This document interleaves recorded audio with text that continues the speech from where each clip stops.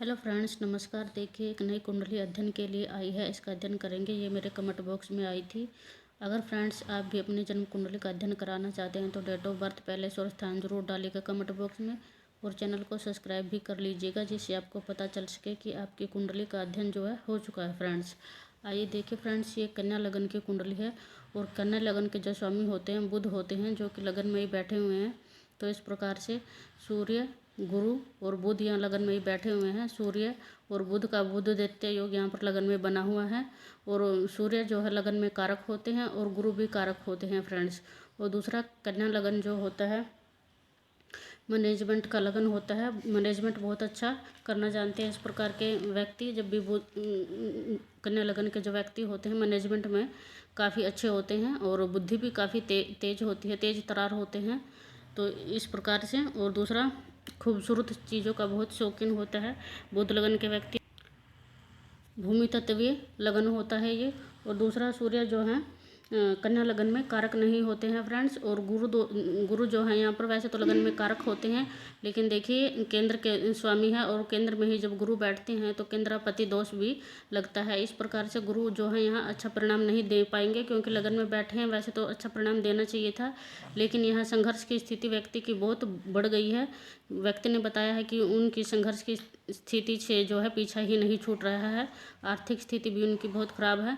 तो देखिए फ्रेंड्स, गुरु के पास अंश बल की भी कमी है, अंश बल भी नहीं है। दूसरा, केंद्र के स्वामी होकर केंद्र में ही बैठे हैं, तो केंद्र का दोष ग्रह को लग जाता है। और दूसरा, सूर्य कन्या लगन में कारक नहीं होते हैं, तो सूर्य भी ज़्यादा श्रेष्ठ परिणाम यहाँ पर नहीं दे पा रहे हैं।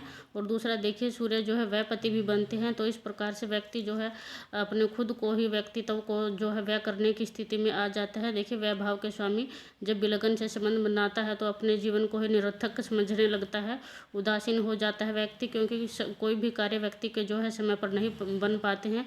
वैभव का स्वामी जो है लगन में आकर बैठ जाता है, तो फिजूल के खर्चे, फिजूल की के जो काम होते हैं व्यक्ति के ज़्यादा बनते रहते हैं, तो कोई भी काम जो है आसानी से नहीं बन पाता है। इस प्रकार व्यक्तित्व में वैभव का स्वामी जब आकर बैठता है तो इस प्रकार निरंतर नई कोई ना कोई परेशानी बनी रहती है, और फिजूल खर्चे भी व्यक्ति के बढ़ जाते हैं फ्रेंड्स।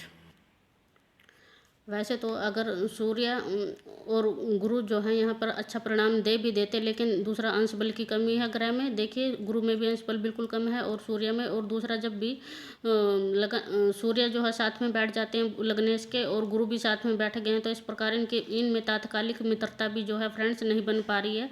साथ में बैठते हैं तो शत्रुता हो जाती है ग्रह में। तो इस प्रकार से कि लगन में ही बिल्कुल शत्रुता का प्रभाव जो है ग्रहों का चल रहा है। तो जिस प्रकार व्यक्ति के कोई भी कार्य जो है नहीं बन पा रहे हैं, और व्यक्ति तो ही भ्रमित में आ गया है। और दूसरा, अब देखिए, चंद्र कुंडली बना लेंगे तो व्यक्ति की चंद्र कुंडली बनाएंगे तो चंद्र, मंगल, केतु जो है लगन में आ जाएंगे, और सप्तम में राहु आ जाएंगे। तो इस प्रकार से चंद्र लगन कुंडली से फ्रेंड्स केतु और राहु का संबंध भी लगन से बन जाता है, तो व्यक्ति का व्यक्तित्व ही भ्रमित हो जाता है। कहीं ना कहीं उन व्यर्थ की ही स्वभाव भी चिड़चिड़ा हो जाता है। मंगल क्योंकि लगन में आएंगे चंद्र लगन कुंडली से, तो व्यक्ति जल्दबाजी में निर्णय लेने वाला, गुस्से वाला और चिड़चिड़ा हो जाता है। और देखिए, केतु भी जब चंद्र कुंडली के हिसाब से विचारों का जो परिवर्तन निरंतर व्यक्ति कर लेता है, तो खुद का व्यक्तित्व ही स्थिर नहीं रह पाता है, जिससे भटकाव की स्थिति ज़्यादा बढ़ जाती है।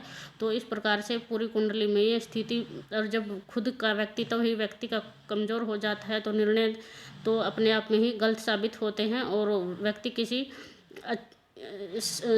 व्यक्ति सही स्थिति व्यक्ति की मानसिक स्थिति जो है बिल्कुल भी सही नहीं रह पाती है, जिससे सही डिसीजन नहीं ले पाता है, और जो व्यक्ति की तरक्की जो है बाधित होने लगती है। इस प्रकार से जब व्यक्ति तो ही व्यक्ति का भ्रमित हो जाता है फ्रेंड्स। अब देखिए, राहु का धनु लगन में बैठना, धनु राशि में बैठना सॉरी, तो ये भी परिवार का जो वातावरण होता है कलापूर्ण और तनावपूर्ण बना देते हैं। अच्छा नहीं माना जाता है यहाँ फोर्थ के घर में, क्योंकि ये माँ का घर होता है, और ये पाप ग्रह होते हैं, बिल्कुल ही माँ की सेहत को खराब कर देते हैं। और दूसरा, नीच राशि में है, तो ये 10वीं दृष्टि जो है देखिए कर्म भाव पर पड़ती है। यहाँ से आपके कर्म का विचार किया जाता है कि आप किस प्रकार से कर्म करके धन अर्जित करेंगे। तो इस प्रकार से राहु की दृष्टि संबंध यहाँ पर मंगल चंद्र पर भी पड़ रही है, तो इस प्रकार से कार्य भी जो है निरंतर उतार चढ़ाव वाली स्थिति, राहु की दृष्टि, नीच की दृष्टि अच्छी नहीं होती तो कार्य में रुकावट बाधा परेशानी देते हैं। और दूसरा फ्रेंड्स, पिता से भी जो है व्यक्ति की नहीं बन पाती है, पिता के साथ भी तनावपूर्ण रिश्ते रहते हैं, तो इस प्रकार की स्थिति राहु यहाँ पर बैठकर दे रहे हैं फ्रेंड्स। और अब देखिए फ्रेंड्स, शनि जो है यहाँ पंचम में बैठे हुए हैं। वैसे तो मकर राशि में है, तो अपनी ही राशि में है, तो वह ग्रह ज़्यादा नुकसान नहीं करता है, लेकिन ज्योतिष का सूत्र है फ्रेंड्स, कुंडली में जब भी पंचम में शनि होता है तो ये बहुत ही कष्टकारी स्थिति दर्शाता है। जीवन में कभी भी व्यक्ति जो है, जो सफलता व्यक्ति को मिलनी चाहिए वो नहीं मिल पाती है। पंचम का शनि काफ़ी कष्टकारी माना गया है। मैंने पहले भी अपनी वीडियो में बताया है, जब भी कुंडली में पंचम में शनि आ जाते हैं, किसी भी राशि में हो, तो कष्टकारी स्थिति जो है बना देते हैं, क्योंकि शनि की दृष्टियों का प्रभाव जो है काफ़ी इम्पोर्टेंट हिस्सों पर पड़ता है, जिससे जो है पूरी लाइफ ही काफ़ी संघर्षपूर्ण हो जाती है जब पंचम में शनि बैठते हैं। क्योंकि देखिए, पंचम में शनि बैठने से तीसरी दृष्टि जो है आपके दाम्पत्य जीवन पर पड़ती है, वैवाहिक जीवन पर पड़ती है। और देखिए उसके बाद 1 2 3 4 5 6 7, तो सातवीं दृष्टि आपकी आय भाव पर पड़ती है, जिससे आपकी आय बाधित हो जाती है, क्योंकि कोई भी काम शनि का जल्दी नहीं होता है, हर कार्य में शनि डिले करवाते हैं, तो आय की स्थिति भी यहाँ डिले करवा देते हैं। उसके बाद 9 10, 1 2 3 4 5 6 7 8 9 10, 10वीं दृष्टि जो है शनि की धन भाव और कुटुंब पर पड़ती है, तो इस प्रकार से कुटुंब जन से भी सारे रिश्तों नाते तोड़वा देते हैं शनि। और दूसरा, धन की स्थिति भी यहाँ खराब कर देते हैं। वैसे तो यहाँ तुला राशि अपनी ही दृष्टि होगी शनि की, तो प्रभाव थोड़ा जो खराब होती है स्थिति उसमें कम रहेगी, लेकिन जो सूत्र होता है कि पंचम का शनि कष्ट देता है, वो फिर भी 50% लागू रहता है फ्रेंड्स। तो इतनी जल्दी से कुछ भी व्यक्ति जो है हासिल नहीं कर पाता है, जब कोई बिल्कुल ही सूत्र जो है 100% वो घटित होता है जो कुंडली ज्योतिष में होता है। तो 50% इस सूत्र का प्रभाव रहेगा कि पंचम का शनि कष्ट देता है, और रिश्ते नातों से भी काफ़ी तनावपूर्ण माहौल यहाँ शनि की दृष्टि करवा देंगे फ्रेंड्स। और इनको अभी जो है गुरु की दशा चल रही है, और गुरु बिल्कुल मृत अवस्था के हैं फ्रेंड्स। तो गुरु को बल देने के लिए मंदिर में नृत्य जाना चाहिए, गुरु मंदिर के दर्शन करने चाहिए, और मंदिर की जो साफ सफाई भी व्यक्ति को करनी चाहिए, जिससे थोड़ा सा लाभ हो सके। और गुरुवार के व्रत भी ये कर सकते हैं, इससे थोड़ी गुरु की जो दशा है इनको थोड़ा लाभ देगी फ्रेंड्स। अब देखिए फ्रेंड्स, दसम भाव में मंगल बैठे हुए हैं, यहाँ से आपके कर्म का विचार किया जाता है। तो मंगल भी यहाँ कन्या लगन में कोई कारक नहीं माने जाते हैं, तो इस प्रकार मंगल भी ज़्यादा अच्छा प्रभाव यहाँ पर नहीं दे पा रहे हैं, जिससे ये भी कमी यहाँ पर बनी हुई है। अब देखिए फ्रेंड्स, नवमास में जो है राहु, नवमास कुंडली में राहु यहाँ पे भाग्य भाव का फल दे रहे हैं, तो जो कि 9 मास में जाकर देखते हैं तो राहु और चंद्र की युति भाग्य भाव में बन जाती है। तो इस प्रकार से राहु भाग्य भाव में बैठते हैं तो पाप ग्रह होते हैं, तो भाग्य का साथ भी व्यक्ति को नहीं मिल पाता है। तो इस प्रकार से भाग्य भाव को भी भ्रमित यहाँ राहु और चंद्र की युति कर देती है 9 मास में। इस प्रकार की स्थिति बनी हुई है। और दूसरा, 9 मास में फ्रेंड्स गुरु जो है मकर राशि में है। 9 मास कुंडली में, नवमास कुंडली के हिसाब से गुरु नीच राशि में मकर राशि में है, छठे भाव में बैठे हुए, शत्रुता में का घर होता है ये। तो इस प्रकार से गुरु में एक तो बल ही नहीं है लगन कुंडली में, और नवमास में नीच के भी हो गए हैं, तो गुरु कोई भी श्रेष्ठ परिणाम नहीं दे पा रहे हैं, जिससे इनकी समस्या और परेशानी बहुत बढ़ गई है, जिससे इनकी सेहत भी खराब रहती है फ्रेंड्स।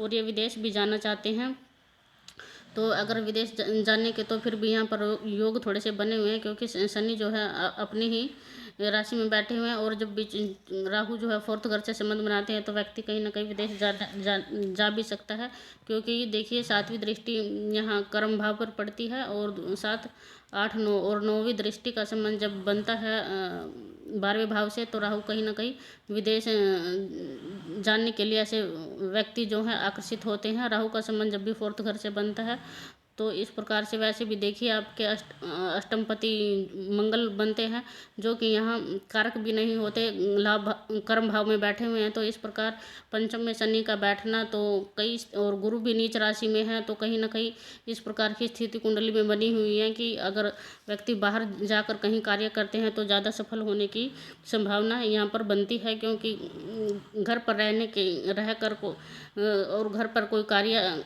घर के आसपास ही जॉब करते हैं तो उसमें सफलता की कमी यहाँ काफ़ी कमी दिखाई दे रही है फ्रेंड्स। तो इस प्रकार से व्यक्ति अगर घर से दूर जाकर कहीं जॉब वगैरह करते हैं तो थोड़ी व्यक्ति सफल हो सकता है। तो काफ़ी संघर्षपूर्ण स्थिति मैंने यहाँ पर दिखाई है चंद्र कुंडली से भी, और नवमांश कुंडली में भी ग्रहों की स्थिति के बारे में मैंने बताया कि गुरु भी नीच के हैं नवमांश में, और राहु भी यहाँ का फल ना देकर भाग्य भाव का फल दे रहे हैं। तो इस प्रकार से कुंडली की स्थिति जो है काफ़ी संघर्षपूर्ण है फ्रेंड्स। Thank you friends.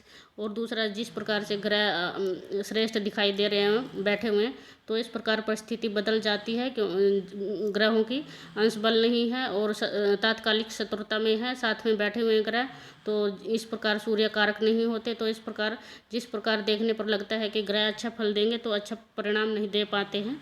तो इस प्रकार ज्योतिष को समझना बहुत ज़रूरी होता है कुंडली देखने के लिए। Thank you friends.